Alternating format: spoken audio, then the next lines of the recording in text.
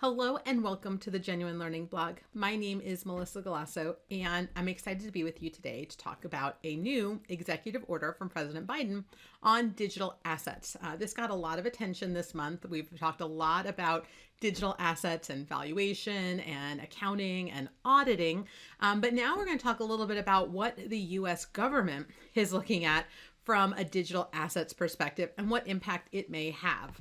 So there is a little fact sheet that they put out about the executive order, and it had some really interesting statistics. So in terms of increase, right, 5 years ago, the market cap was about 14 billion. 5 years later, in 2021, it surpassed 3 trillion. So obviously fast growing use of cryptocurrencies and digital assets, including things like Bitcoin. In addition, 16% of adult Americans have either invested in, traded, or used cryptocurrency, and that's about 40 million people. So it's not like it's a one-off type of occasion. And there are over 100 countries that are exploring or piloting central bank digital currencies, which is a digital form of a country's sovereign currency. So the US dollar, but in a digital format.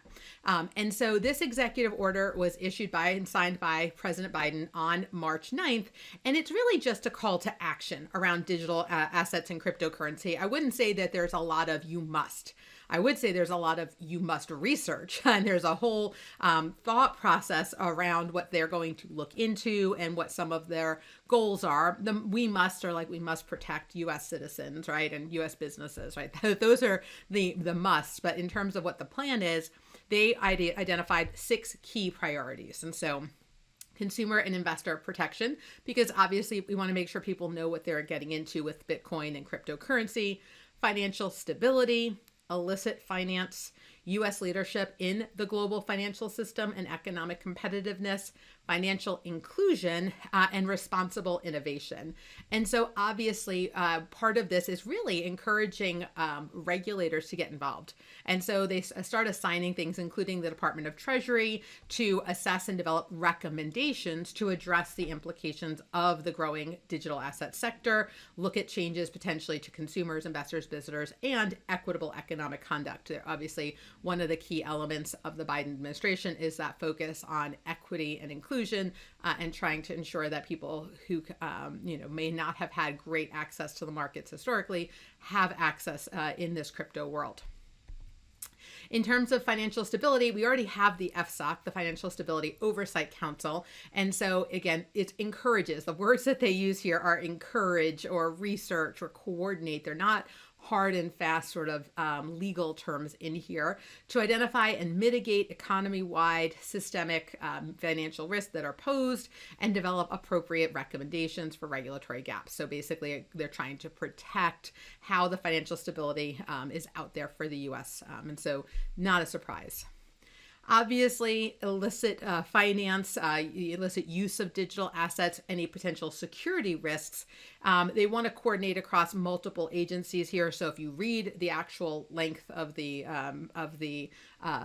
executive order, it's quite lengthy on this department, research this, and this department, get back in that and do this. And so there's a lot of coordination here, but also it talks about working with the U.S. allies and partners for an international potential for framework so that we can be responsive to potential risks.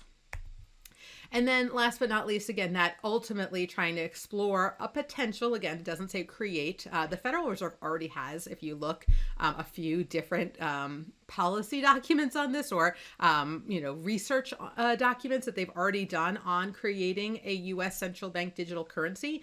There's a lot of confusion over who would have to do that. Is it the executive branch? Is it the legislative branch? Does the current legislative branch even have the capability of doing this?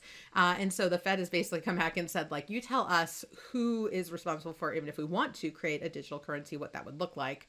And so then it encourages the Federal Reserve to continue. Again, as I said, they already have multiple documents out there. It's research, development, and assessment of a U.S. Central digital currency. So again, in terms of the importance of it, it's obviously important to talk about digital currency. It's important to talk about crypto assets and Bitcoin. Obviously, with the numbers of people who are investing in this, we want to make sure that we're making good decisions.